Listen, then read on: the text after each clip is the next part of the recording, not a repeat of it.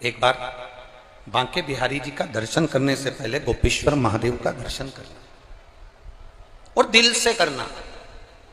जब हम गोपेश्वर महादेव के पास में जाएंगे तो जो गोपी का दिल होता है, जो गोपी का हृदय होता है, जो गोपी का सुख होता है, वो गोपी का भाव, वो गोपी का हृदय, वो गोपी का दिल हमारे गोपेश्वर महादेव आपके अंदर दे देंगे। और जब बिहारी जी का आप दर्शन करोगे तो एक गोपी के भाव से जब रिझाओगे तो बिहारी जी तुम्हारे और तुम बिहारी जी के हो जाओगे। फिर कोई पर्दा नहीं, कोई छल नहीं,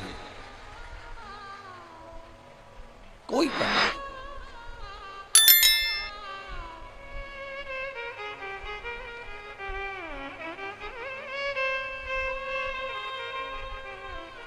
हम बांके बिहारी के हो गए, बांके बिहारी जी हमारे हो गए। हम ठाकुर जी के हो गए, ठाकुर जी हमारे हो गए। हम शिव जी के हो गए, शिव जी हमारे हो गए। फिर कोई बीच में पर्दा नहीं है, कोई बीच में छल नहीं है, कोई बीच में कपट नहीं है। बद्रीनाथ जी ने विचार किया, बद्रीनाथ जी विचार कर रहे हैं कि इस नंद गांव में मैं तप करूं और शिव की अर्चना करूं। बहुत समझने वाला विषय है। जब भगवान कृष्ण के 16,108 रानियों से मंगल विवाह हुए, संतान का जब सुख नहीं हुआ तो उन्होंने स्वयं गर्गाचार्य बाबा को बुलाकर पूछा था कि मेरे यहाँ संतान कैसे होगी। तब एक एक रानी के साथ में 11-11 दिन तक भगवान शंकर ने शिव जी का अभिषेक किया भगवान कृष्ण ने, और 1,77,186 भगवान कृष्ण के घर में बच्चे हुए शिव जी की कृपा से। आज वही भगवान कृष्ण के पोते, वही भगवान कृष्ण के पोत। अब बद्रीनाथ जी नंद गांव में जब आए और नंद गांव में उन्होंने देखा कि इस नंद गांव की दशा देखकर मुझे लगता है कि मैं भी यहां एक तप साधना, एक मन की स्थिरता रखूं। तब बद्रीनाथ जी ने उसी समय पर, फिर बद्रीनाथ जी ने उसी समय पर भगवान शिव की अर्चना करना प्रारंभ करी, भगवान शंकर की आराधना करना प्रारंभ करी। जैसे स्वच्छ पानी में व्यक्ति का चित्र दिख जाता है। पानी अगर साफ है तो व्यक्ति का उसमें चित्र दिखेगा। बोलो सत्य है कि गलत है? अरे बोलो तो जम के सही है। अगर पानी साफ है, पानी अगर क्लीन है, पानी अगर स्वच्छ है तो व्यक्ति का चित्र उस पानी में नजर आता है। पानी अच्छा है तो उसमें आपका चित्र दिखेगा, और वाणी अगर अच्छी है तो उसमें आपका चरित्र नजर आ जाता है। पानी में चित्र नजर आएगा और वाणी में चरित्र नजर आएगा। हमारे यहाँ की बुजुर्ग माताएं बड़ी बड़ी विचित्र होती है, जरा सी देर में वाणी से पहचान जाती है। जिसने भी ऊंची आवाज में बात करी, आड़ी तड़ी बात करी, तो तुरंत कह देती है तेरे पिताजी के घर से यही सीख के आई है। मतलब समझ गई कि वहां की वाणी यहां तक आई है।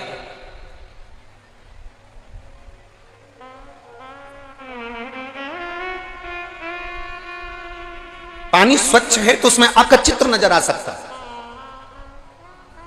पानी अच्छा है तो उसमें आपका चित्र दिखेगा, और वाणी अगर अच्छी है तो उसमें आपका चरित्र दिखेगा।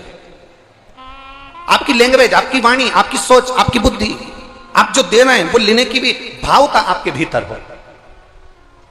एक व्यक्ति, एक गांव में चौबे जी रहते थे और कोई उनको बड़े प्रेम से बुलाता था, चौबे जी, ओ चौबे जी। तो चौबे जी भी बड़े प्रेम से जवाब देते थे, हाँ जी, क्या बात है, क्या हो गया।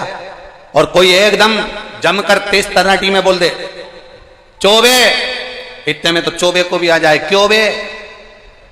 बोलो सही है कि गलत है? अब तुमने जैसा दिया वैसा तुम्हें प्राप्त हुआ, तुमने जैसे प्रदान किया वैसा तुम्हें मिल रहा है, जैसा तुम दे रहे हो वैसा तुम्हें प्राप्त हो रहा है, जैसा तुम दोगे वैसा तुम्हें मिल जाएगा, जैसा तुम प्रदान करोगे वैसा तुम्हें प्राप्त हो जाएगा। तुमने बोला चौबे जी तो उसने भी कहा हाँ जी, क्या बात है जी, कैसे हो जी। और जैसे तुमने अपशब्द में कहा चौबे, और जैसे तुमने कहा चौबे तो उसने भी कह दिया क्यों बे।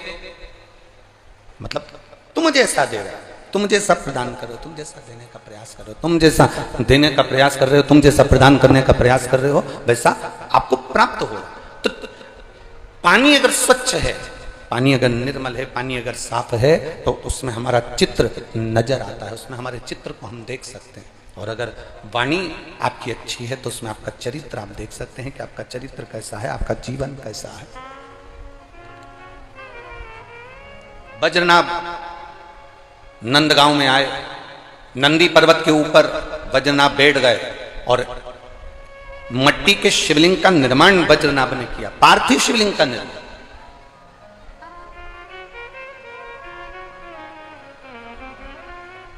और जब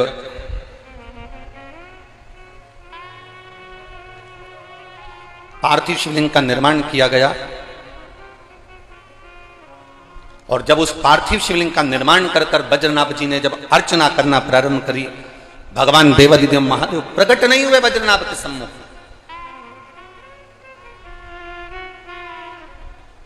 समय निकलता गया, समय निकलता गया, पर बाबा देवादिदेव महादेव प्रकट नहीं हो पाए, भगवान शिव सम्मुख में आए ही नहीं। तब वज्रनाभ ने सोचा जरूर कोई ना कोई कमी होगी, जरूर कोई ना कोई मेरी सेवा में कमी रह गई होगी, इसलिए जरूर कुछ ना कुछ हुआ होगा। जैसे आप कभी आशीश्वर महादेव का दर्शन करने के लिए अगर आप जाएं, आप लोग गए हो आशीश्वर महादेव? कौन कौन गए? जरा हाथ उठाओ जरा। आशीश्वर गए हो सब लोग? रखिए हाथ। अगर आशीश्वर महादेव का दर्शन करने के लिए गए होगे तो आशीश्वर महादेव के पास में छतरी बनी हुई है लाल कलर की, करें दर्शन। जिस छतरी का नाम है पंडित नवल किशोर की छतरी। किसकी छतरी है वो? बोलो बोलो, जम के बोलो जरा। पंडित नवल किशोर की छतरी। कभी आपने पूछा जब आशीश्वर महादेव का दर्शन करने जाओ तो उस छतरी के बारे में कभी पूछना कि पंडित नवल किशोर कौन थे और देवादिदेव महादेव आशीश्वर महादेव के पास में इनकी ये छतरी क्यों बनाई गई? कौन थे ये? क्या करते थे ये पंडित नवल किशोर जो थे ये नंदगांव के रहने वाले एक ऐसे शिव भक्त थे जो आशीश्वर महादेव केवल अकेले, केवल आपको कल भी कथा में कहा था कि दुनिया में भारत की भूमि पर केवल एक शंकर का मंदिर ऐसा है जहां पर शंकर का शिवलिंग अकेला, ना पार्वती जी, ना गणेश जी, ना कार्तिकेय, ना नंदी, कोई नहीं था, केवल शिव का शिवलिंग अकेले। मेरे महादेव अकेले भगवान कृष्ण का दर्शन करने के लिए आस लगाकर बैठे रहे, वो आशीश्वर महादेव कहलाए। ये धातु की प्रतिमाएं पार्वती जी, गणेश जी, नंदी, ये तो सब बाद में रखे, पर पहले प्रथम में स्वयंभू प्रकट होने में, स्वयं पृथ्वी से प्रकट होने में केवल आशीश्वर महादेव अकेले थे। जिस समय पर आशीश्वर महादेव अकेले बैठे रहते थे तब पंडित नवल किशोर जब शंकर के भक्त एक बार नंदगांव से पहुंचे और भगवान देवादिदेव महादेव के पास में जब उन्होंने दर्शन किया, अकेले शंकर बैठे हुए थे। पंडित नवल किशोर को लगा मेरे बाबा अकेले बैठे हुए हैं। रोज अब वो अकेले बैठा हुआ देखते पंडित नवल किशोर तो उनको लगता कि मेरे शंकर जी अकेले बैठे हैं, मेरे बाबा अकेले बैठे, मेरे शिव अकेले बैठे। भक्त कैसा होता है? भक्त का स्वरूप कैसा होता है? भक्त का भाव कैसा होता है?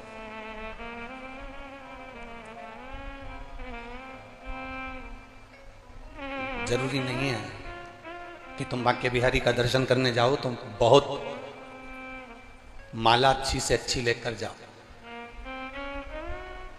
आज के ज़माने में वृंदावन में एक बड़ी बड़ी चीज़ें देखने को मिलती है, थोड़ा हम कह देंगे तो लोगों को हो सकता है हमारी बात का बुरा लग जाए, पर सत्यता कहने में पीछे नहीं हटेंगे।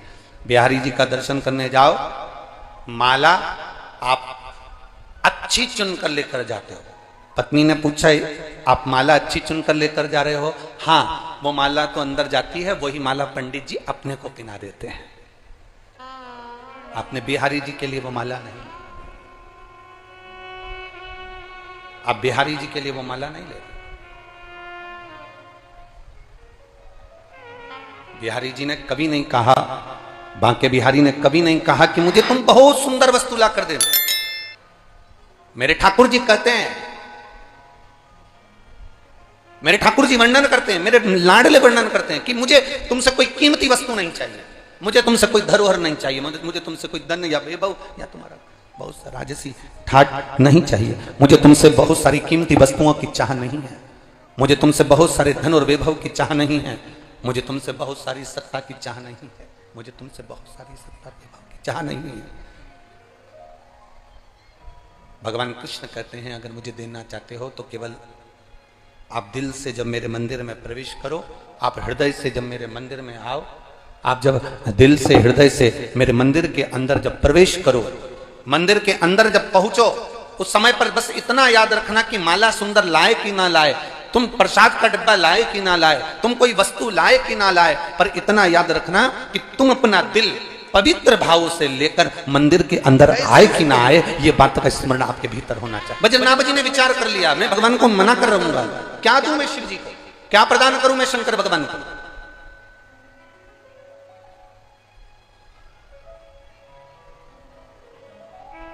क्या दें हम भगवान शिव को। कार्तिक के महीने में एक बेलपत्र, 3 शमी पत्र, बहुत ध्यान दीजिएगा। कार्तिक के महीने में एक बेलपत्र, 3 शमी पत्र।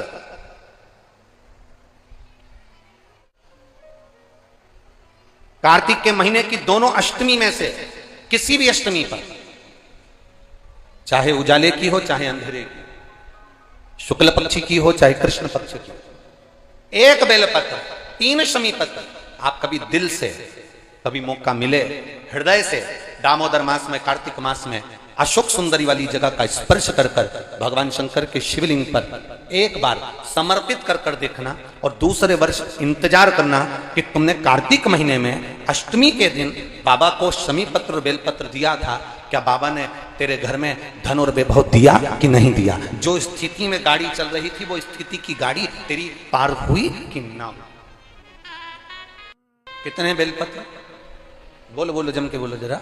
एक, कितना शमी पत्र, एक बेलपत्र, 3 शमी पत्र। कभी स्मरण में लाइएगा। बस ये जो कार्तिक महीने में दामोदर मास में आप एक बेलपत्र और 3 शमी पत्र अष्टमी के दिन, चाहे शुक्ल पक्ष की हो चाहे कृष्ण पक्ष की हो, दोनों अष्टमी में से किसी भी अष्टमी को जब आप समर्पित करें तो चंपेश्वर महादेव का नाम लेकर, कौन से महादेव, जम के बोलो जरा, सबकी आवाज आना चाहिए। चंपेश्वर महादेव, केवल चंपेश्वर महादेव का नाम लेकर आप अशोक सुंदरी का स्पर्श कराकर शंकर भगवान के शिवलिंग पर समर्पित करें। अशोक सुंदरी तो मालूम है ना सबको। जैसे ये शिवलिंग, ये जलाधारी, ये बीच में से जो 2 लाइन गई, गणेश कार्तिकेय, और बीच में एक लाइन जाती है मोटी सी शिवलिंग के सम्मुख में, उसको अशोक सुंदरी का स्थान कहा। शंकर भगवान के ऊपर जो जल की जलाधारी लगती है, जिसमें से बूंद बूंद पानी गिरता है, वो भगवान शंकर की 5 बेटियां हैं जो ऊपर कलश के रूप में रखी रहती हैं, जिसमें से बूंद बूंद जल नीचे गिरता है। जया, विषहरा, शामली बारी, दौतली, देव, शिव जी की 5 बेटी। शंकर भगवान की 6ठी बेटी अशोक सुंदरी बीच में। जब आप बेलपत्र 1, शमी पत्र 3, चंपेश्वर महादेव का नाम लेकर अशोक सुंदरी का स्पर्श कराकर भगवान शंकर को जब आप समर्पित करेंगे इस कार्तिक महीने में, दामोदर मास में, अष्टमी तिथि के दिन, चाहे वो शुक्ल पक्ष की हो चाहे वो कृष्ण पक्ष की हो, अष्टमी तिथि को अगर समर्पित करते हैं तो आप वर्ष भर में इंतजार कर कर जरूर बताना कि तुम साल भर पहले जितना कमाते थे, वर्ष भर पहले तुम जो व्यापार व्यवसाय कर रहे थे, साल भर से जो नौकरी के लिए प्रयास कर रहे थे, उसमें सफलता आपको अगले वर्ष की दामोदर मास आने से पहले मिली कि नहीं मिली, वो स्मरण आपके भीतर होना चाहिए।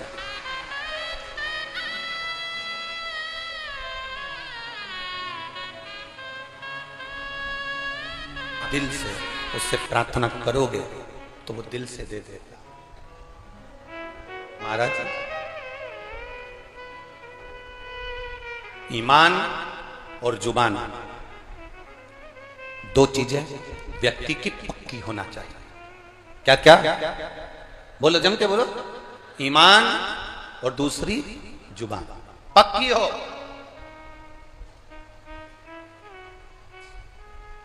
आप दिल से, आप बाबा का भजन कर कर देखो, आप दिल से बाबा का स्मरण कर कर देखो। एक पत्र आया है,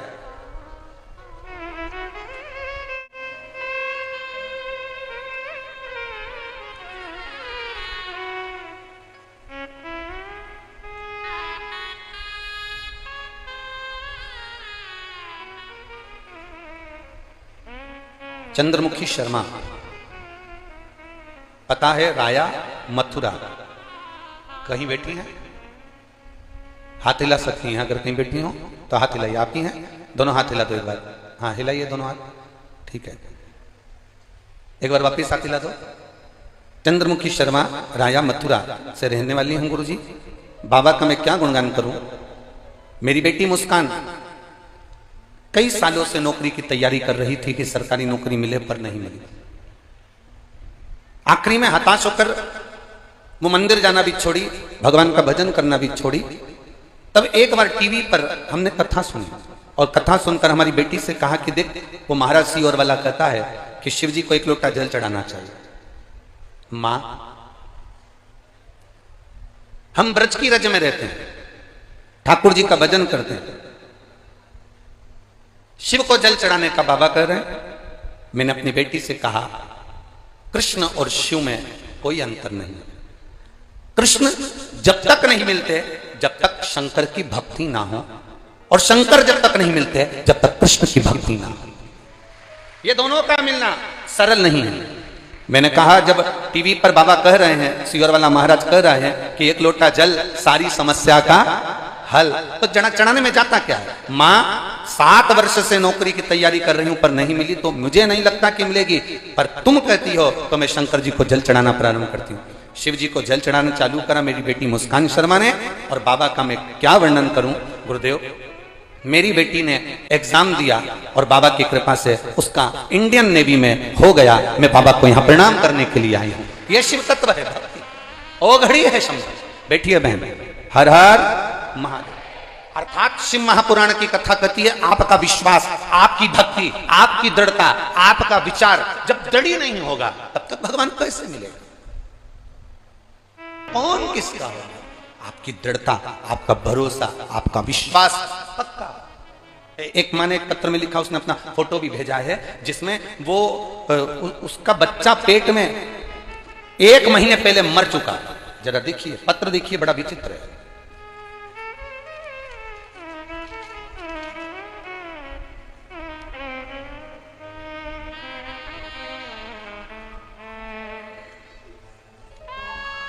उसके वेंटिलेटर पे पड़े हुए फोटो, जिसमें वो महिला का बच्चा 1 महीने पहले मर चुका पेट के अंदर, और जहर पूरे शरीर में फैल गया। और डॉक्टर ने बच्चे को निकाल तो दिया, पर आखिरी में कह दिया कि ये महिला भी 15 से 20 मिनट के अंदर मर जाएगी, ये जीवित नहीं रहेगी। अब पत्र पहले ढूंढेंगे।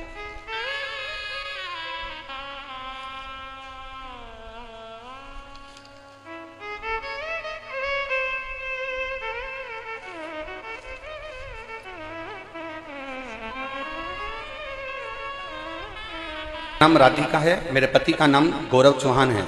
मैं पलवल में रहती हूँ। कोसी कला मेरा गांव है। कहीं बैठी हो तो हाथ हिला सकती हैं। गुरुदेव,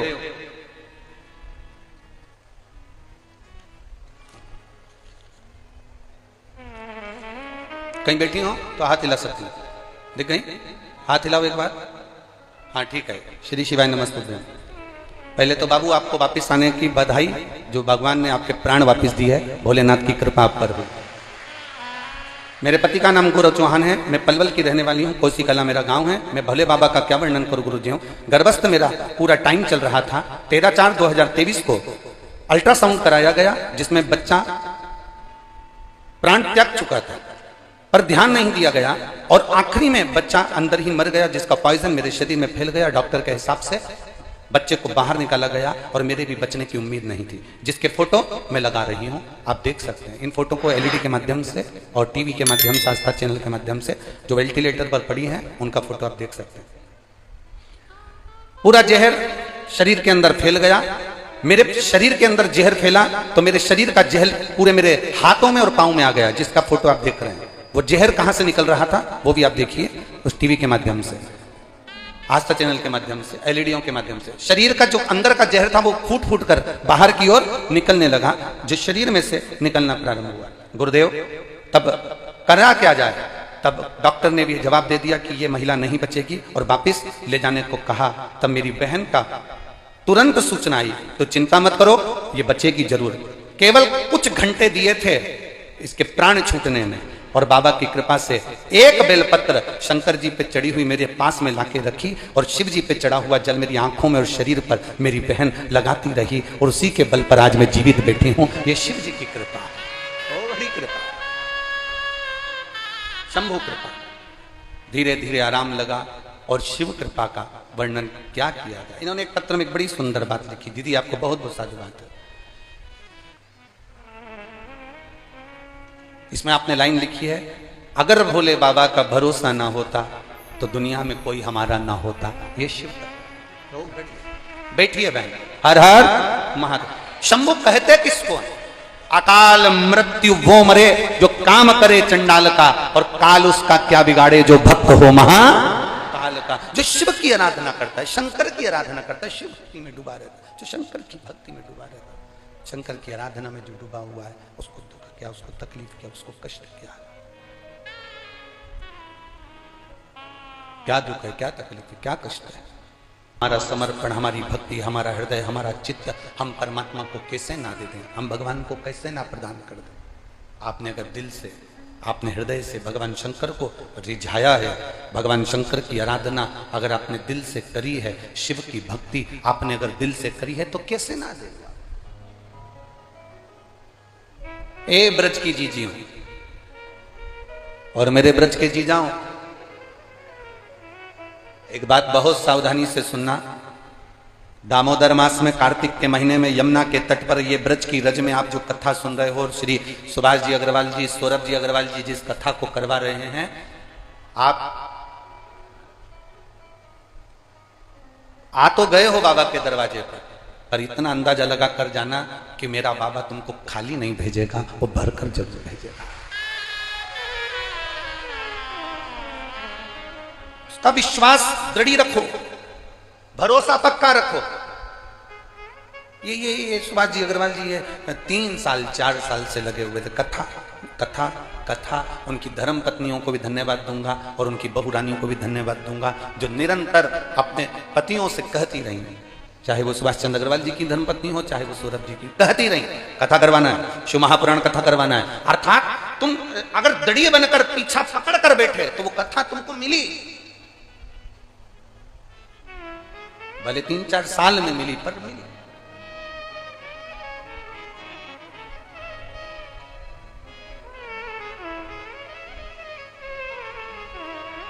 पर अगर आप दृढ़ बनकर बैठोगे, भगवान शंकर की आराधना दृढ़ बनकर करोगे, ईमान और जुबान पक्की रखकर आप शिव की अगर आराधना करोगे, तो अगर कथा मिल सकती है तो क्या मेरा महादेव नहीं मिल सकता?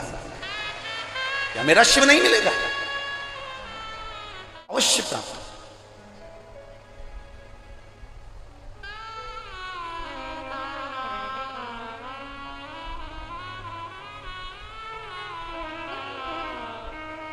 ब्रज की रज में लोग आते हैं तो पेड़ों में कान लगाकर सुनते हैं राधा का नाम मिल रहा। ब्रज की रज में लोग आते हैं तो वृक्षों पे कान लगाकर सुनते हैं कि बंसी की धुन मिल रही है। हम कहते हैं इतने खो जाओ परमात्मा में,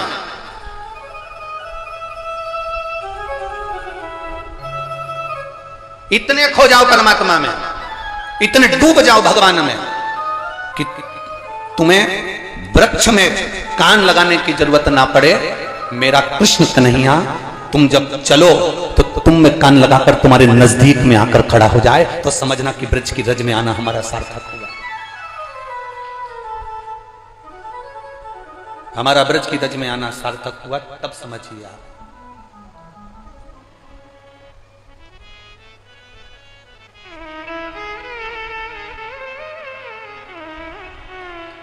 आप सब लोग ब्रज की रज में रहते हो।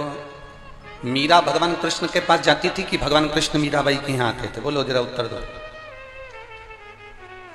जम के बोलो जरा।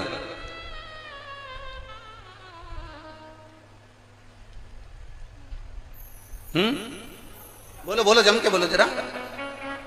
मीरा भगवान कृष्ण के पास जाती थी कि भगवान कृष्ण मीराबाई के पास जाते थे? अरे बोलो जम के जरा, और आवाज आना चाहिए दमदारी से जरा।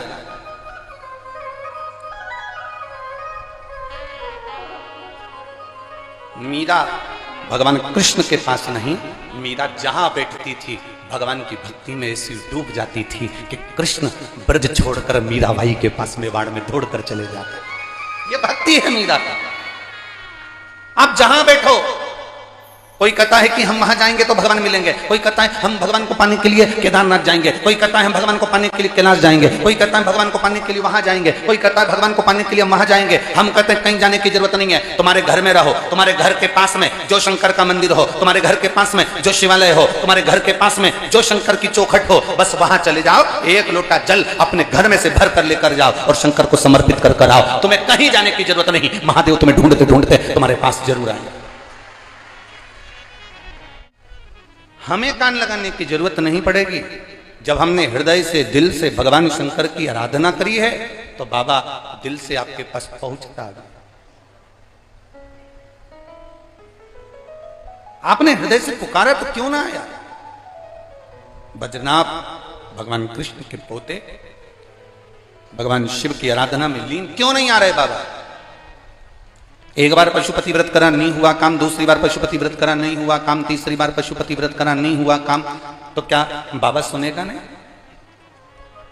एक माँ ने पत्र में लिखा है मेरा बेटा 2013 को कहीं चले गया था, जिसकी रिपोर्ट मैंने थाने में भी करी थी, उसकी पूरी रिपोर्ट आदि कादिक में लगा रही हूँ। गुरुदेव मेरा बेटा पीलाराम पटेल, ग्राम मेनापारा, थाना खरसिया, जिला रायगढ़, छत्तीसगढ़ के हैं। जरा कहीं बैठी हो तो हाथ हिला सकती हैं, अगर कहीं बैठी हो तो हाथ हिला सकती हैं। मैं क्या बखान करूं गुरुदेव? पशुपति व्रत में वो वर्णन है। मेरा बेटा 11/7/2013 को लापता हो गया था और कहीं चला गया था, वो मिला नहीं।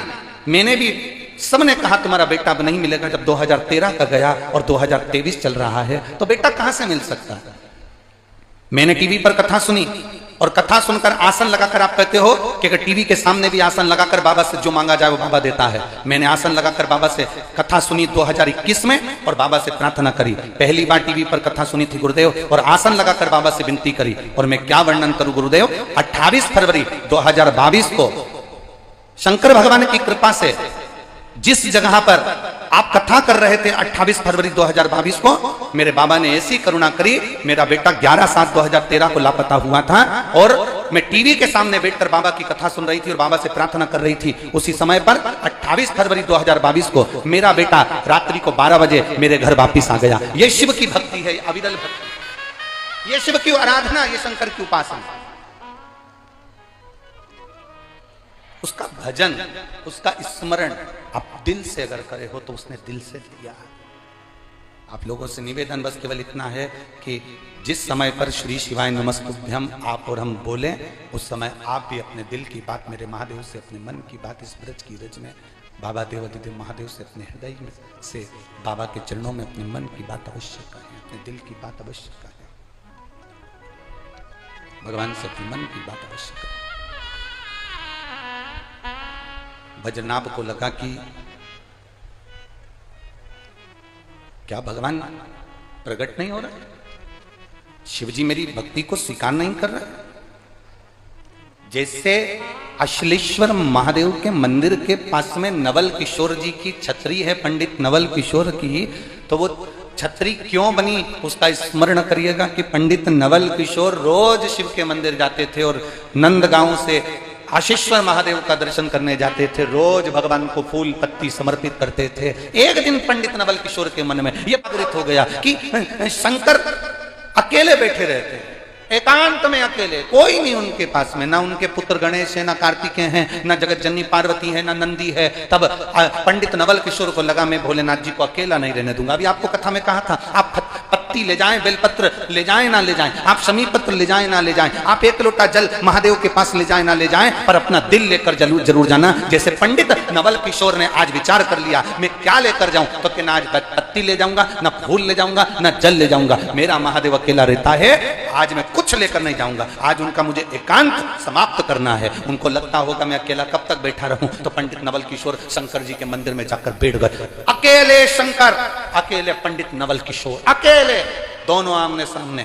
दिन हो गया, रात हो गई, प्रदोष काल निकल गया, रात्रि निकल गई, सुबह हो गई। पंडित नवल किशोर और महादेव दोनों शिव जी के सम्मुख में, ये शंकर जी का मंदिर, अश्लेश्वर महादेव का मंदिर तो अब बना है। अश्लेश्वर महादेव के मंदिर में तो धातु के गणेश जी, पार्वती जी, नंदी, कार्तिकेय ये तो अब बैठे हैं। उसके पहले अकेले शंकर वन में, अकेले शंकर कुंड के किनारे अकेले बैठे हुए थे। पंडित नवल किशोर वहां जाकर बैठ गए। बाबा पंडित नवल किशोर ने कहा मैं तुम्हें अकेले नहीं रहने दूंगा, मुझे लगता है तुम अकेले अकेले बोर होते होगे, अकेले अकेले तुमको अच्छा नहीं लगता होगा, भक्त कैसा होता है भगवान का। वो बैठ गया जाकर अड़भंगा होकर। अब घर के लोग पंडित नवल किशोर जी को ढूंढ रहे हैं, घर के लोग पंडित नवल किशोर को ढूंढ रहे हैं, परंतु पंडित नवल किशोर मिले कहां। किसी ने कहा कि वो शिवजी के मंदिर जाते थे अश्लेश्वर महादेव के दर्शन करने के लिए, शंकर के मंदिर पहुंचते थे। चलो, दूसरे ने कहा मंदिर नहीं जाते थे, शंकर जी के मंदिर में झाड़ू पोछा लगा देते थे। तीसरे ने कहा नहीं मंदिर में जाकर भगवा का शिकार करते थे। चलो, ढूंढते पंडित नवल किशोर को नंद गांव के लोग जब ब्रजवासी अश्लेश्वर महादेव के मंदिर में पहुंचे तो वहां जाकर क्या देखते हैं कि पंडित नवल किशोर तो नहीं, केवल शंकर का शिवलिंग अकेला है। तो गांव के लोग देखकर वापिस आ गए। वापिस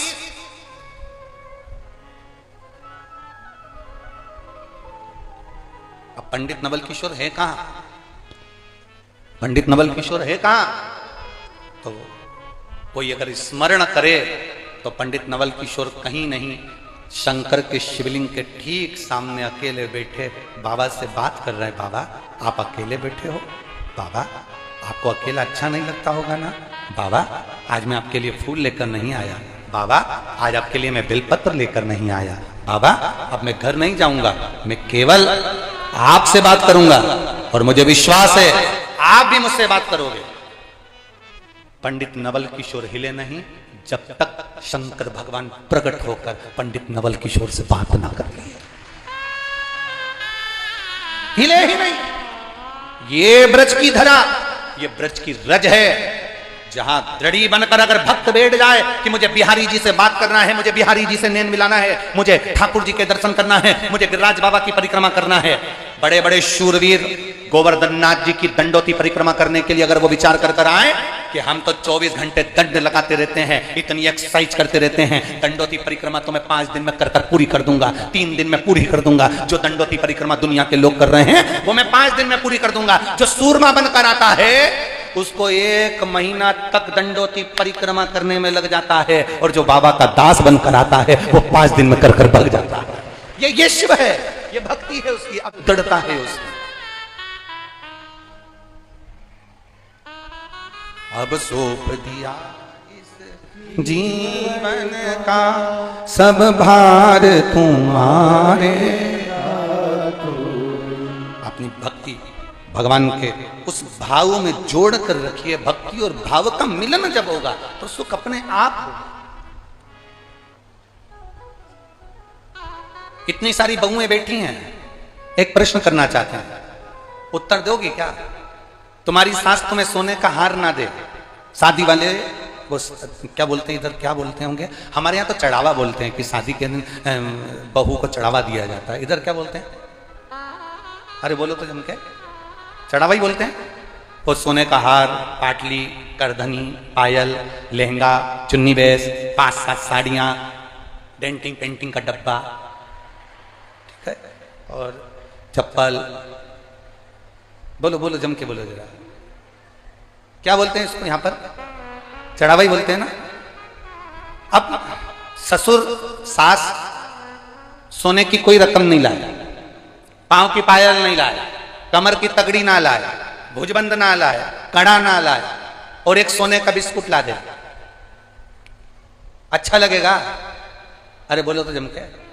जितने का हार बनना था, जितने की पाटली बनना थी, जितने का कड़ा बनना था, जितने की हसली बनना थी, जितने की तगड़ी बनना थी, जितने का भुजबंद बनना था, वो सारा के सारा एक सोने का बिस्कुट लाकर बहू की गोदी में दे दे।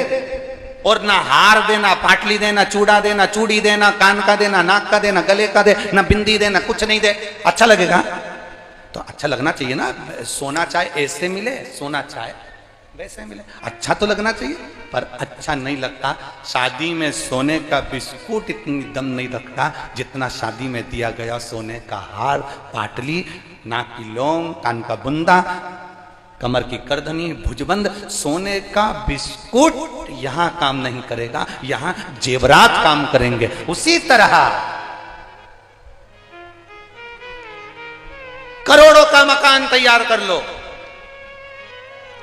करोड़ों की गाड़ी ले लो, वो सोने का महल काम नहीं करेगा जितना तुम झोपड़े में बैठकर भी भगवान की भक्ति को भज लोगे तो वो जेवरात काम करेगा। वो जेवरात भगवान की जितनी जितनी भक्ति करोगे तुम, भगवान का जितना जितना भजन करोगे तुम, भगवान का जितना जितना स्मरण करोगे, वो तुम्हें सुख देगा, वो तुम्हें आनंद देगा, वो तुम्हारी अविरलता भक्ति को प्रदान करेगा। सोने का बिस्कुट बाद में काम आ सकता है, मना नहीं है, पर शादी के समय पर तो सोने का जेवर ही काम करता है। शादी के समय पर तो सोने का जेवर ही काम करेगा। उसी तरह जब तुम भगवान को रिझाने की बात आए तो वस्तु को मत देखो, तुम ये भाव रखो कि मैंने भगवान को रिझाना कैसे है, मैं भगवान को क्या दे रही। एक माँ ने बड़ा सुंदर भाव लिखा, गुरुजी मेरे घर के लोग कहते थे क्या झाड़ू लगाने से, पोछा लगाने से, क्या भगवान के मंदिर में सफाई करने से कुछ मिल सकता है? मैं प्रमाण देती हूँ। ये इतना बड़ा पत्र उस माँ ने लिखा, मैं प्रमाण देती हूँ। देखिए पत्र, देखिए कितना बड़ा। और पत्र लिखा है, मेरा नाम सुनीता है और मैं उदय रेजिडेंसी तलवारी आगरा की रहने वाली हूँ। कहीं बैठी हो तो हाथ हिला सकती हैं, कहीं बैठी हो तो अपना हाथ ही है दोनों हाथ एक बार वापिस हिला दो। हाँ ठीक है। श्री शिवाय नमस्तुभ्यम, एक बार वापिस हाथ हिला दो। मेरा नाम सुनीता है और मैं उदय रेजिडेंसी तलवारी आगरा की रहने वाली हूँ। गुरुजी बाबा का मैं क्या गुणगान करूँ। बाबा बाबा है। मेरी बेटी 4 साल से सरकारी नौकरी की तैयारी कर रही थी पर उसका सिलेक्शन नहीं हुआ था। तब मैंने अपनी बेटी से कहा कि बाबा के मंदिर पर जाया कर, सफाई कराकर, मंदिर में श्रृंगार कराकर 1 लोटा जल बाबा को चढ़ाया कर। आजकल के पढ़े लिखे बच्चे कहाँ विश्वास करते हैं बाबा पर मेरी बेटी ने विश्वास करा, शिव मंदिर जाना चालू करा, शंकर के मंदिर में सफाई करती, जाकर श्रृंगार करती, पशुपति व्रत 3 बार कर चुकी और बाबा की कृपा का मैं क्या गुणगान करूं। लोग कहते हैं पशुपति व्रत करना चाहिए, 1 बार करा नहीं हुआ, उसका मन टूटा, दूसरी बार करा फिर मन टूटा, तीसरी बार मेरी बेटी ने कहा नहीं करूं। मैंने कहा 1 बार फिर कर, बाबा कृपा करेगा। और मेरी बेटी का इंटरव्यू हुआ और बाबा की कृपा से मैं क्या वर्णन करूं गुरुदेव, मेरी बेटी का ऑल इंडिया में 5वें स्थान पर उसकी नौकरी का पत्र उसे प्राप्त हुआ। मैं बाबा को यहाँ धन्यवाद देने के लिए आई हूँ जिसकी सरकारी नौकरी लगी। गुरुदेव एक बात और कहना चाहती हूँ कि बाबा की मंदिर में सेवा का क्या फल होता है। गुरुजी मेरे ऊपर मेरे बाबा ने बड़ी कृपा करी। पिछले साल जुलाई के महीने में मेरी आंतों में कैंसर हो गया जिसका बहुत बड़ा ऑपरेशन हुआ था और मेरा शरीर में नलियां लगी हुई थी। इनमें से एक नली से मार्च के महीने में वापिस पस आना प्रारंभ हो गया। डॉक्टर को दिखाया तो कहा कि इनको कैंसर फिर फैल गया। जब कैंसर और ज्यादा मात्रा में फैलने लगा तो डॉक्टर कहने लगा इनका ऑपरेशन फिर करना पड़ेगा। गुरुदेव शरीर की स्थिति ठीक नहीं, करा क्या जाए। तब मैंने शिव महापुराण के माध्यम से सुना, शंकर पर चढ़ा हुआ जल पीने पर, 1 बेलपत्र खाने पर, बाबा के मंदिर में झाड़ू और पोछा लगाने पर सुख की अनुभूति होती है। डॉक्टर के अनुसार मैंने कहा कि आप अभी मेरा ऑपरेशन मत करो, मुझे बाबा की सेवा करने दो, अब जो होगा वो बाबा करेगा। दवाई लेती रही, डॉक्टर को दिखाती रही और बाबा की कृपा से गुरुदेव मंदिर की बेलपत्र उठाकर खाकर कुंदकेश्वर महादेव के नाम से लेती और बाबा की कृपा से मेरा कैंसर अब धीरे धीरे पूर्ण तरह से समाप्त हुआ। मैं बाबा को धन्यवाद देने के लिए आया। एक बार दोनों हाथ हिला दो, आराम है। हाँ दोनों हाथ हिलाओ। हर हर महादेव। बैठी है। श्री शिवाय नमस्तुभ्यम। ये शिव तत्व है, अवघड़ी है, करो भक्ति उसकी।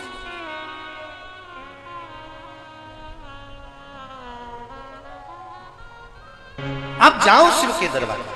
झाड़ू लगाने से क्या मिलेगा शंकर के मंदिर में, पोछा लगाने से क्या मिलेगा शंकर के मंदिर में। स्वयं वज्रनाभ की कथा कहती है, भगवान कृष्ण के पोते की कथा कहती है कि इस नंद गांव की रक्षा कौन करेगा। मेरे शंकर की भक्ति में वज्रनाभ डूब गए। ऐसी भक्ति वज्रनाभ ने करी कि शंकर प्रकट भी नहीं हुए। तब वज्रनाभ को लगा कि मेरी सेवा में कोई कमी हो गई। एक बार पशुपति व्रत में फल ना मिले दूसरी बार करना, दूसरी बार ना मिले तीसरी बार करना। शंकर जी के मंदिर में लोटा भर जल चढ़ाने से अगर फल ना मिले घबराना नहीं। 1 साल, 1 महीना, 2 महीना, 3 महीना, 4 महीना, 6 महीना, 1 साल, 2 साल उसका पीछा मत छोड़ना। उसके दरवाजे पर जाते रहना, उसके द्वार पर जाते रहना। जब हम उसकी चौखट पर जाते रहेंगे तो एक ना एक दिन उसकी कृपा दृष्टि हमारे ऊपर होगी जरूर और वह हाथ पकड़कर पार करेगा जरूर, ये निश्चित है।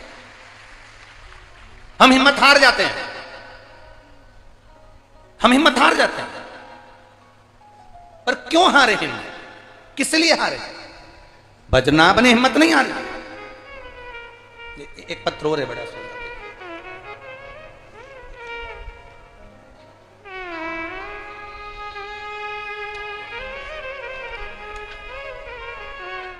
मेरा नाम देवेंद्र राजपूत है, मैं जिला अलीगढ़ गांव बिसारा की रहने वाली हूं। कहीं बैठी हैं? कहीं बैठी हो तो हाथ हिला सकती हैं। कहीं पर बैठी हो? कहां बैठी हैं? हाँ, हाथ हिला दो एक बार। हाँ ठीक है, वापिस एक बार हाथ हिला दीजिए। श्री शिवाय नमस्तुभ्यम।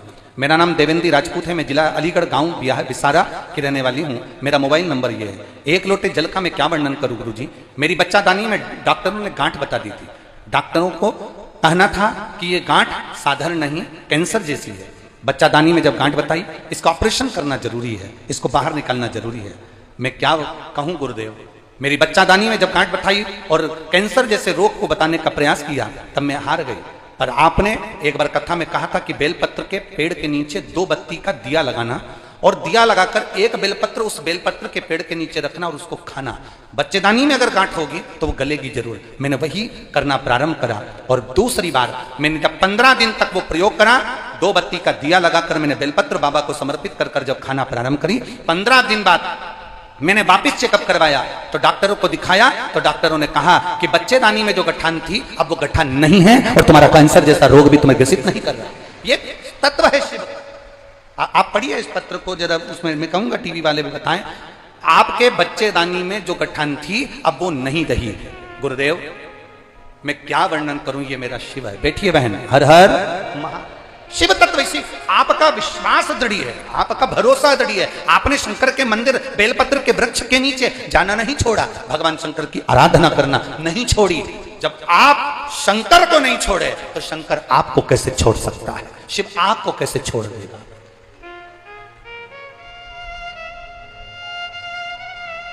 करो उसकी भक्ति। बोल बम का नारा है, आवाज आवाज जरा दम के जरा, बोल बम का नारा है। उसकी भक्ति, उसकी दृढ़ता, उसका भजन दिल से अगर किया जाए वो मिलता जाए। करो दिल से भजन। वज्रनाभ भगवान कृष्ण के पोते को शंकर का दर्शन नहीं हुआ। आखिरी में वज्रनाभ ने विचार कर लिया, अगर शिव प्रकट नहीं होंगे तब तक उनके चरण नहीं छोड़ूंगा। वज्रनाभ ने क्या करा, पूरे ब्रज के जितने कुंड सरोवर थे सारे कुंडों का जल लेकर आते और पार्थिव शिवलिंग का निर्माण कर नंदी पर्वत के ऊपर शिव जी को समर्पित करते। तब मेरे देवादिदेव महादेव प्रकट नहीं हुए। वज्रनाभ ने आखिरी में नंद गांव में, नंद महल के नजदीक में देवादिदेव महादेव से कहा, बाबा आप आते नहीं, आप अगर आओगे नहीं तो मैं यहीं प्राण त्याग दूंगा। तब भगवान शंकर भगवान कृष्ण के पोते के लिए, वज्रनाभ के लिए नंद गांव में, नंद महल के नजदीक में मेरे शंकर प्रकट हो गए, मेरे शिव प्रकट, जिनका नाम नंदीश्वर महादेव हो गया। गयो नंद गांव में आप लोग कभी? बोलो बोलो जम के जरा। नंद महल के नजदीक में नंदीश्वर महादेव है। करे हैं दर्शन? किस किस ने करे? जरा हाथ उठाओ, जरा करे हैं दर्शन। कभी मौका मिले, वज्रनाभ ने यहां पर तप कर पूरे ब्रजमंडल के जितने कुंड, जितने सरोवर, जितने तालाब, जितने बावड़ी, जितने नदी, जितने पवित्र पवित्र कुंड हैं, बावड़ी है, तालाब है, सरोवर है, वज्रनाभ भगवान कृष्ण के पोते ने सारे कुंडों का जल लाकर यहां पार्थिव लिंग का निर्माण कर जल समर्पित करा था। इसलिए अगर पूरे ब्रज की परिक्रमा ना कर सको तो नंद गांव के नंदीश्वर महादेव के मंदिर के अंदर जाकर अगर फर्श का स्पर्श ही कर लोगे तो पूरे ब्रज यात्रा का फल प्राप्त हो जाता है। वो नंदीश्वर महादेव, बोल नंदीश्वर महादेव की, हर हर महादेव। वो साधारणता नहीं है महाराज। ब्रज की एक एक रज पर, एक एक स्थान पर मेरा शिव समाहित है, बस उसको पहचान चाहिए।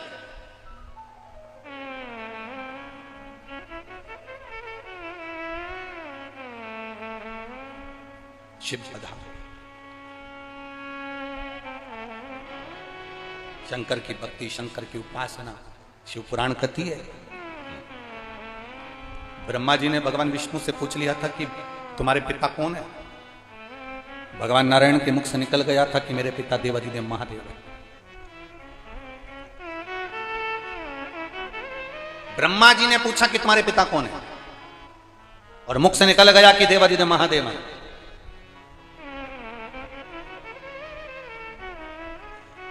भगवान नारायण ने एक क्षण की देरी नहीं करी और कह दिया देवाधिदेव महादेव।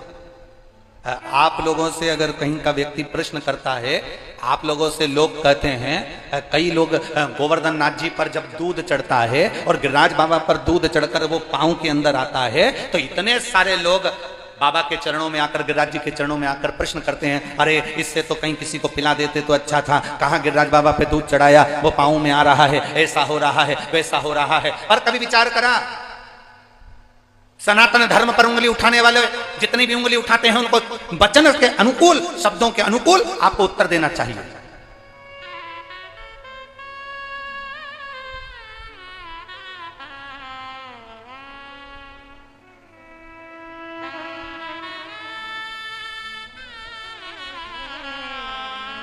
एक बार भारत की भूमि से श्री राधा कृष्णन जी विदेश गए और भारत की भूमि के सनातनियों में से एक रहे हैं राधा कृष्णन। जब विदेश गए तो विदेशियों ने राधा कृष्णन जी से कह दिया, अरे हम आपसे, ठिठोली करने के भाव से, उनका उपहास करने के भाव से, उनकी हंसी उड़ाने के भाव से कह दिया, अरे ये तो बताओ राधा कृष्णन जी कि हमारे यहाँ तो लोग एकदम गोरे होते हैं और इंडियन, भारतीय, भारत में जन्म लेने वाला काला क्यों होता है? राधा कृष्णन जी समझ गए कि ये मेरी हंसी उड़ा रहे हैं, हम भारतीयों की हंसी उड़ा रहे हैं। तो राधा कृष्णन जी ने कहा, देखो भगवान ने रोटी बनाई और भगवान लक्ष्मी जी से कहे थे कि रोटी बना लो, भगवान ने रोटी बनाई और रोटी बनाई तो एक रोटी जो लक्ष्मी जी ने बनाई, जो भगवान ने रोटी बनाई वो कच्ची रह गई, कच्ची रह गई। वो रोटी भगवान ने खाई, खाई तो तुम जैसे पैदा हुए, क्योंकि रोटी जब कच्ची रहती है तो एकदम सफेद रहती है।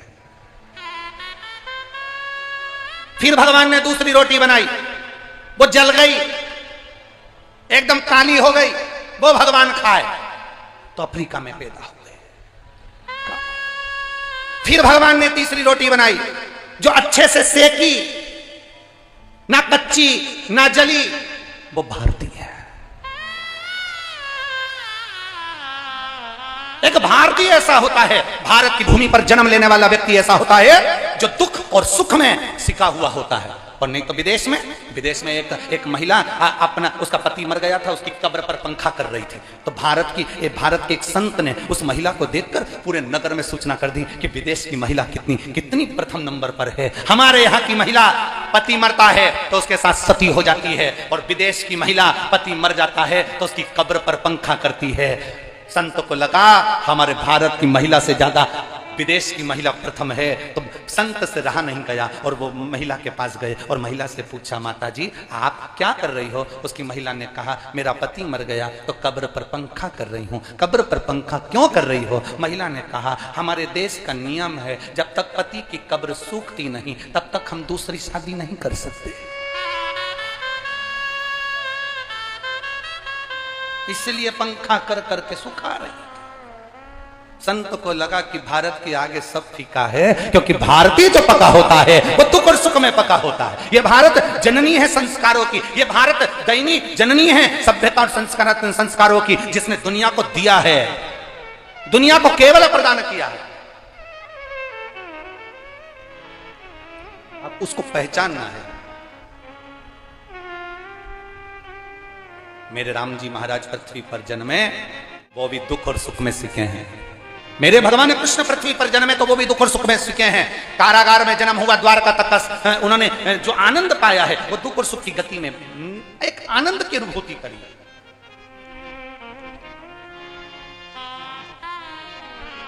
बद्रीनाथ भगवान शिव से कह दिया कि मैं, अगर आप ना आए तो मैं प्राण त्याग दूंगा। तब मेरे शंभु नंद गांव के नंदी पर्वत पर मेरे शंकर भगवान आकर विराजमान हो गए।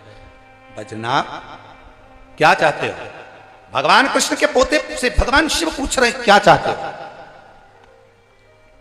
प्रभु आप इस नंद गांव के रक्षक बनकर विराजमान हो जाओ। शिव जी कहते हैं ठीक है, मैं रक्षक बनकर विराजमान हो जाता हूं। भगवान शंकर नंद गांव के रक्षक बनकर नंदीश्वर महादेव के रूप में विराजमान हो।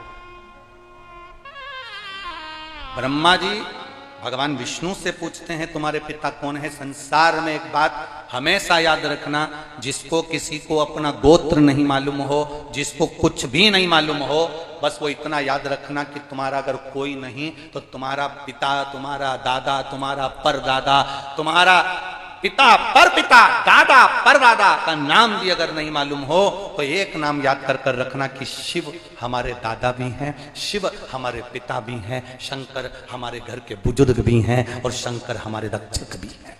उसके सिवाय कुछ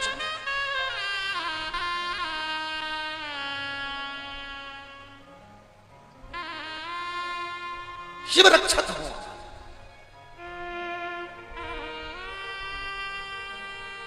महाराज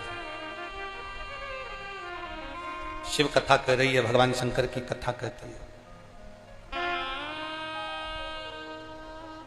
अपनी बुद्धि को, अपने चित्त को भगवान में लगाकर रखना। जैसे पहले कथा में कहा था, अगर आपने कहाँ कथा हुई थी, उत्तर प्रदेश मैनपुरी में कथा करी थी, वहां की कथा में स्मरण किया होगा, हमने एक बात कही थी, सन्यासी की मति और गृहस्थी की श्रीमती ठीक रहना चाहिए। क्या क्या बोलो बोलो, जम के बोलो जरा। सन्यासी, साधु, संत, तपस्वी, साधक, उपासक, भगवान का भक्त, सन्यासी की मति और घर में रहने वाले की श्रीमती, ये दोनों ठीक रहना चाहिए। सन्यासी की मति ठीक नहीं रहती तो वो दर दर ठोकर खाता है, और गृहस्थी की श्रीमती, समझ गए, श्रीमती अगर ठीक नहीं रहती तो वो भी दर दर ठोकर खाता है। मति और श्रीमती ये दोनों श्रेष्ठ रहना चाहिए। मति और श्रीमती ये ठीक रहना चाहिए। अगर कोई संत बन गया, साधु बन गया, सन्यासी बन गया, तपस्वी बन गया, साधक बन गया, उपासक बन गया, ब्रज की रज में तुम निवास कर रहे हो और ब्रज की रज में रहकर अगर तुम संत का जीवन जी रहे हो तो तुम्हें भगवान कृष्ण, राधा, शिव, राम, भगवान से एक आनंद की अनुभूति होना चाहिए, उसके करीब ही बढ़ना चाहिए। उसके बीच में हम परमात्मा को कैसे रिझा सकें, हमें उसकी एक आनंदता होना चाहिए।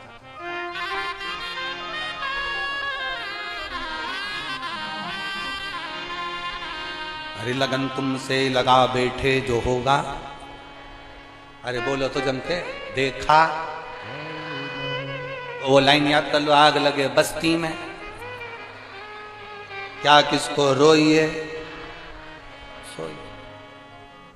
अब तुम अगर चिंता में पड़ जाओ, तुमने अगर विचार कर लिया, कई माताएं कहती है मेरे बेटे की शादी नहीं हो रही, कोई कहता है मेरी बेटी को ब्याह नहीं हो रहा, कोई कहता है हमारी बहू को संतान नहीं हो रही, कोई कहता है ये वाला रोग आ गया, बीमारी आ गई, ये हो गया, वो हो गया। हम उनसे कहते हैं तुम जब तक अपना समझ कर रखोगे, तुम कहोगी मेरे बेटे का ब्याह नहीं हो रहा तो वो नहीं होगा, बेटा तुम्हारा है। तुमने कह दिया मेरी बेटी का ब्याह नहीं हो रहा, वो नहीं हो रहा क्योंकि बेटी तुम्हारी है। तुम कह रहे हो मेरा रोग नहीं मिट रहा, या कि रोग मेरा है। तुम कहते हो मेरे यहाँ संतान नहीं हो रही, मतलब तुम जानते हो कि मेरा है। जिस दिन तुम्हारे मुख से ये शब्द मेरा निकलना बंद हो जाए और निकलने लगे महादेव तेरी बेटी की शादी कब करेगा, महादेव तेरे बेटे का ब्याह कब करेगा, महादेव तेरे घर की बहू आई है उसको छोरा कब देगा, महादेव तेरे बल पर रोग आया है तू कब हरेगा, तो महादेव भी कैंसर जैसे रोग को मिटा देता है।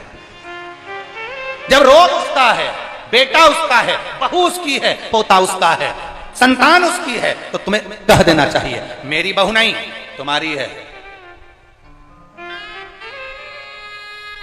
तुम्हारी।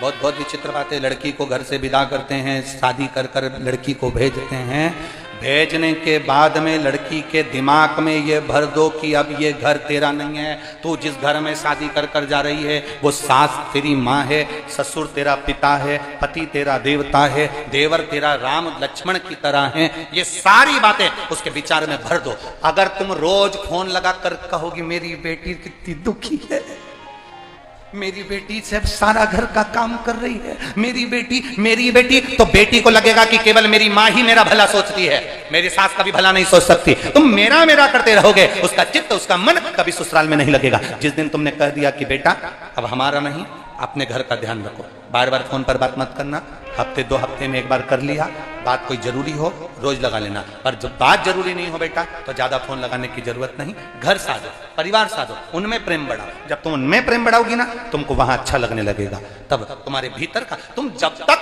अपने अंदर की आसक्ति बरकरार रखोगे, मेरा, मेरी बेटी, मेरा बेटा, उसकी शादी नहीं हो रही, उसका ये नहीं हो रहा, छोड़ दो भगवान के भरोसे। तुम रोज भजन, ढंग चेंज हो, विचार चेंज हो गया, नहीं, इससे कभी परमात्मा प्रसन्न नहीं होगा। भगवान कहते हैं तेरा समर्पण पूर्ण होना चाहिए। जब रोज रोज यहाँ से माइक पर बोला जाता है, वो यहाँ अनाउंस करने के लिए वो जैन साहब भी बोल देते हैं, कभी सावन भी बोल देता है कि चैन, अंगूठी, मोबाइल, पर्स कुछ भी लेकर कथा पंडाल में मत आओ, अपनी वीआईपी चीज लेकर बिल्कुल मत आओ, क्योंकि यहां एक ही वीआईपी है और वो देव अधिदेव महादेव है। अपनी कीमती चीज लेकर यहां मत पहुंचो। क्यों? क्योंकि कीमती चीज लेकर आओगे तो तुम्हारा ध्यान उस कीमत में रहेगा, और अगर शंकर के दास बनकर कथा सुनने आओगे तो यहां से कीमती बटोर कर लेकर चले जाओगे। यहां बाबा के सिवा कोई कीमत नहीं। क्यों लेकर आ रहे? और फिर बाद में पुलिस वालों के पास जाकर के हमारी चेन, हम पहले भी कहे, चोटे की निगाह चेन पर होती है, लुच्चे की निगाह तुम्हारी सुंदरता पर होती है, और भोलेनाथ की निगाह अपने भक्त पर होती है। क्यों सोचना? शिव के पास जा रहे हो, भगवान शंकर के पास जा रहे हो, शिव के द्वार जा रहे हो, लोग शमशान में जाते हैं। आपके यहाँ का फैशन होगा मथुरा साइड का, हमको नहीं मालूम। हमारे मालवा में ऐसा नहीं होता कि अगर शमशान किसी को लेकर जाते हैं तो सोना चांदी पिन्हा कर ले जाते हैं। यहां ले जाते हो तो बात दूसरी है। शमशान शिव का धाम है, जहां लेकर जाते हैं तो सब कीमती सामान छोड़वा देते हैं। अपने घर छोड़कर जाओ, शिव जी से मिलने जा रहे हो, शमशान जा रहे हो। शिव महापुराण में कभी भी आओ तो तुम्हारा कीमती सामान नहीं, शिव पुराण में आना तो अपना दिल लेकर आना, अंदर से खाली होकर आना कि मेरा मन आज बाबा को पाना है, कुछ भी हो जाए। शिव पुराण की कथा में अगर पंडाल में बैठकर सुनूंगी, ब्रज की रज में, दामोदर मास में, कार्तिक मास में मैं जाऊंगी, बैठूंगी, भले मुझे जितनी कथा मिलेगी मैं सुनूंगी। पंडाल में जगह नहीं मिली तो बाहर बैठकर सुनूंगी, पर ब्रज की रज में जमीन पर बैठकर कथा सुनूंगी, तो ये निश्चित मानकर जाना कि बाबा फिर तुमको खाली नहीं भरकर भेज देता, भरकर भेजेगा, खाली नहीं भेज सकता।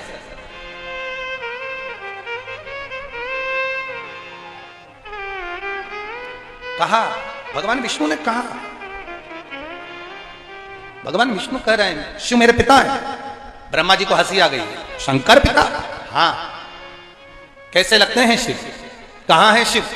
एक विशाल पर्वत को दोनों ने मिलकर घुमाया, अग्नि का खंभ प्रकट हो गया, प्रथम शिवलिंग की आकृति प्रकट हो गई। सबसे पहले शिवलिंग का निर्माण भगवान ब्रह्मा और विष्णु ने करा और वो शिवलिंग प्रकट हो गया। भगवान ब्रह्मा ने कहा तुम्हारे पिताजी का सिर कहां है, तुम्हारे पिताजी का पांव कहां है? भगवान नारायण कहते हैं ये शिवलिंग ही तो मेरे पिताजी का मुख भी है और चरण भी है। ना ना, अपने पिता का मुख और चरण दिखाओ। ब्रह्मा जी कहते हैं मैं देख कर आता हूं कि शंकर भगवान का सिर कहां है।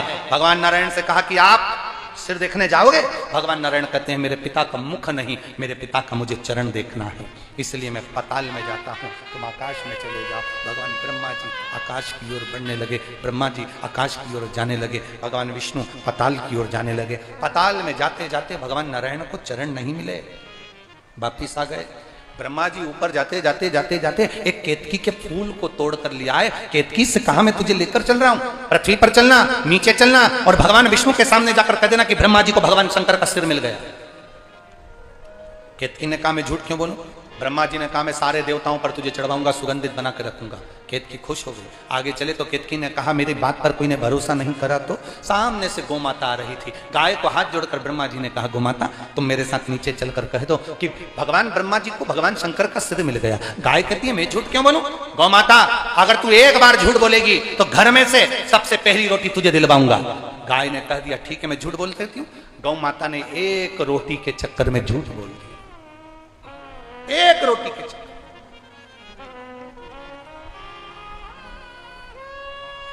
और बड़ी विचित्र है ये जिह्वा, बहुत विचित्र। कि बोल मेरी जीवा हरि हरि 10-10 भोजन पान करे और राम नाम में मरी मरी।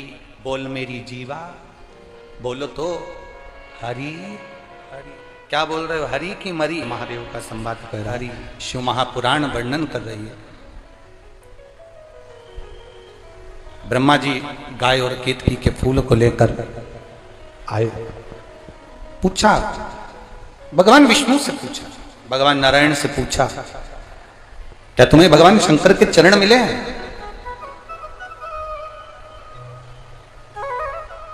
कोई तुमसे कहे कि शिवलिंग पर जल चढ़ाते हो, क्या शिवलिंग में शंकर जी का मुख देखा है? कोई तुमसे कहे शिवलिंग पर जल चढ़ाते हो, क्या शंकर जी के शिवलिंग में चरण देखे हैं?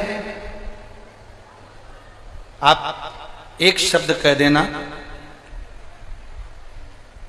हमने बाबा को शिवलिंग में देखा कि नहीं देखा ये पता नहीं, पर इतना जरूर है कि मेरे भोले बाबा ने मुझको जरूर देख लिया है, बस इतना काफी है।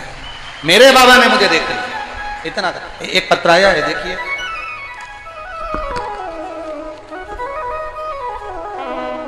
मैं रचना चौधरी, जट्टाधारी, अलीगढ़ मेरा निवास है। मैं मुंबई में रहती हूँ। मेरी शादी 2014 में हुई थी, पर 14 में शादी होने के बाद मेरे यहाँ संतान की प्राप्ति नहीं हुई। कहीं बैठी हो तो हाथ हिला सकती हैं। कहीं बैठी हैं, हाथ हिला सकती हैं। अगर बच्चों को लेकर आई हैं तो आप मंच पर ला सकती हैं। अगर दोनों बच्चे आए हैं तो आप लेकर यहां आ सकती हैं, बच्चों को लेकर मंच पर पहुंचे। 2014 में मेरी शादी हुई, कई साल निकल गए गुरुजी।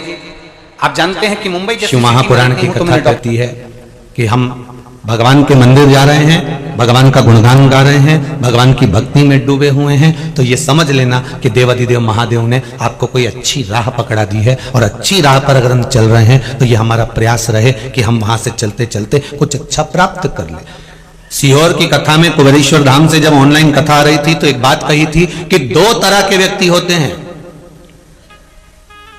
जैसे 2 तरह की छत होती है, उसी तरह 2 तरह के व्यक्ति होते हैं। तुम्हारे घर की भी छत 2 तरह की होगी। जो छत होगी वो 2 तरह की होगी। एक छत ऐसी होती है कि वो बनाने वाला जो होता है, छत बनाने वाला जो ठेकेदार होता है, वो छत बनाता है तो एक छत तो एकदम सीधी बना देता है। तो सीधी बना देता है तो छत का पानी बाहर निकलता है क्या? जम के बोलो, नहीं निकलेगा। नहीं निकलेगा तो कैसे निकालोगे? छत में पानी भरा गया, अब पाइप भी लगा है, पानी निकालने की व्यवस्था तुमने सब करवा दी, पर छत डालने वाले ने गड़बड़ कर दी। तो उसने छत कैसी डाल दी? एकदम सीधी डाल दी। अब उसमें पानी पानी भरा हुआ है। अब पानी भरा है तो तुम छत पे गए तो झाड़ू से झाड़ झाड़ के, झाड़ू से झाड़ झाड़ के, झाड़ू से झाड़ झाड़ के उसका पानी पाइप से बाहर निकाला। और एक छत डालने वाले ने ऐसी डाली कि उसका स्लोप नीचे दे दिया, नहीं एक बूंद पानी ऊपर सटक के नीचे चले जाए, झड़ से तुरंत नीचे।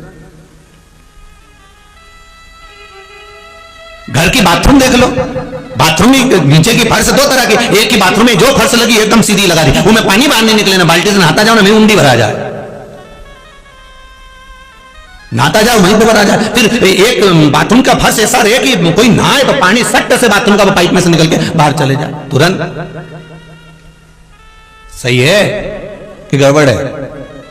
पानी निकल रहा है। बनाने वाले ने बनाना था तो थोड़ा ढाल दे देता तो पानी धीरे से निकल जाता, और एकदम प्लेन कर दिया तो वो झाड़ू से, बाथरूम में भी वाइपर से झाड़ू से निकालना पड़े तब जाके वो पानी बाहर निकलता है। उसी तरह भगवान ने भी 2 तरह के लोग बनाए हैं। एक वो जो एकदम सीधा और एक वो जो एकदम ढाल में। भगवान ने 2 तरह के भक्त बनाए हैं। एक वो कहीं कथा की आवाज सुनाई दे जाए, कहीं मालूम पड़ जाए राम कथा हो रही, कृष्ण कथा हो रही, शिव कथा हो रही, भगवान की कथा हो रही, कहीं मालूम पड़ जाए कि भगवान का भजन हो रहा है, कहीं मालूम पड़ जाए कि मंदिर में ढोलक बज रही है, कहीं मालूम पड़ जाए कि मंदिर में भजन हो रहा है, कहीं मालूम पड़ जाए कि प्रदोष का कहीं जागरण हो रहा है, कहीं मालूम पड़ जाए कि शिवरात्रि का जागरण हो रहा है, एकादशी का जागरण हो रहा है। ढोलक की आवाज सुनते से ही बस जो ढाल में बने होते हैं ना, वो तुरंत मंदिर पहुंच जाते हैं, कथा में पहुंच जाते हैं। और जो एकदम सपाट होते हैं उनको झाड़ झाड़ के ले जाना पड़ता है। चल रही है क्या कथा में, चल रहा है क्या कथा में, झाड़ झाड़ के इनको मंदिर तक लेकर जाना पड़ता है, झाड़ झाड़ के इनको कथा तक लेकर जाना पड़ता है, झाड़ झाड़ के इनको भगवान के दरवाजे तक लेकर जाना पड़ता है कि कथा में चलो, सत्संग में चलो, भजन में चलो, कीर्तन में चलो, नाम स्मरण में चलो। क्या मिलेगा सत्संग में जाने से?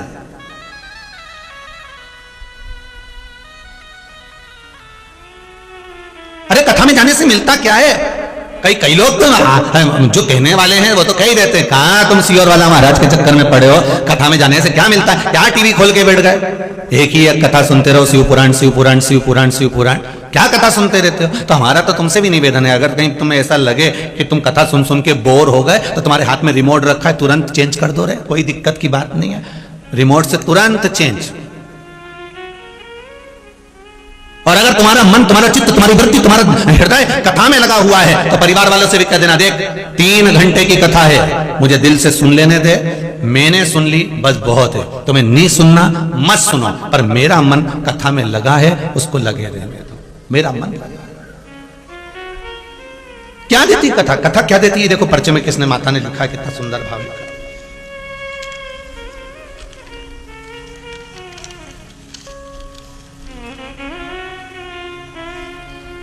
शिव कांति मालवीय नागपुर से हैं, कहां बैठी हैं, जरा हाथ उठाएंगे, खड़े हो जाइए। शिव कांति मालवीय नागपुर से, आप ही हैं माता जी, हाथ हिला दीजिए, दोनों हाथ हिला दो एक बार, हर हर महादेव।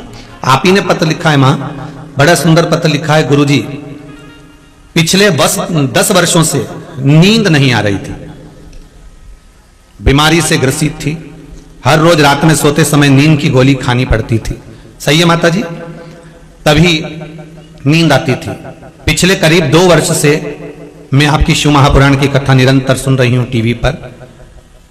आपने कथा में कहा था कि जिन्हें नींद नहीं आती हो वो भगवान शंकर की 5 बेटियों का नाम लेकर हाथ की हथेली में जल लेकर जया, विषहरा, शामरी बारी, दौतली और देव, इन बेटियों का नाम लेकर जल पीकर सोना चालू करो।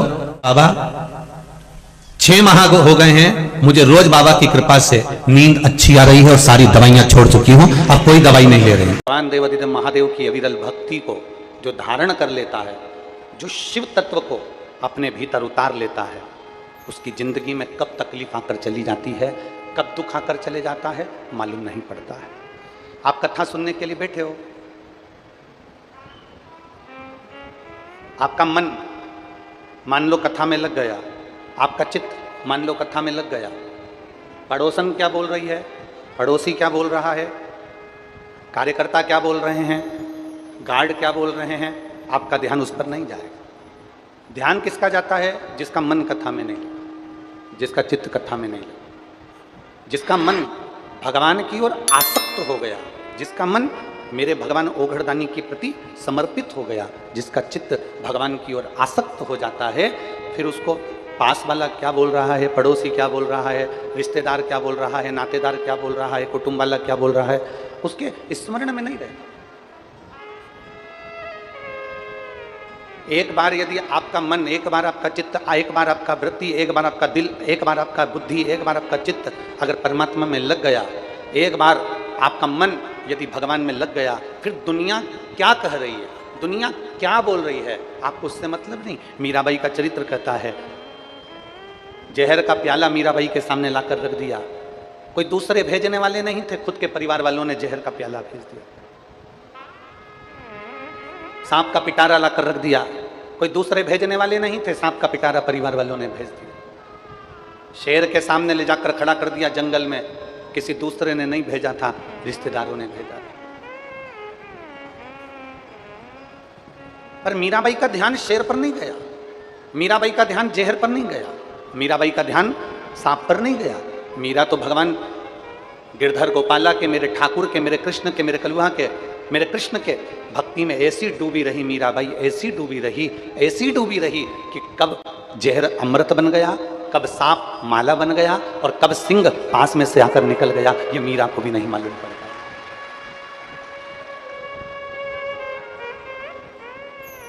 और लोगों ने पूछा, मीरा तुझे इतना अहंकार किस चीज का है? मीराबाई कहती है, इसको अहंकार नहीं कहते, इसको अभिमत्ता कहते हैं। और मुझे मेरे गुरु का, मुझे अभिमत्ता मेरे गुरु की है, क्योंकि मेरे गुरु ने जो ज्ञान दिया, मेरे गुरुजी ने जो मुझे धीरज दिया, मेरे गुरुजी ने जो मुझे सहनशीलता दी, मेरे गुरुजी ने जो नम्रता दी, मेरे गुरुजी ने मुझे एक अखंड भगवान की भक्ति दी है। और उसने कह दिया गुरु जी ने कि कहीं भी क्रोध नहीं करना, कहीं अपशब्द नहीं कहना, कहीं किसी पर अपशब्दों का बौछार ना करिएगा। गुरु ने, मीराबाई कहती है, मुझे नम्रता दी है, गुरु जी ने मुझे सहनशीलता दी है, मेरे गुरु जी ने मुझे बहुत कुछ दिया और उसमें अखंड भगवान गिरधर गोपाला का जाप भी दे दिया। ये मेरे गुरु ने दिया।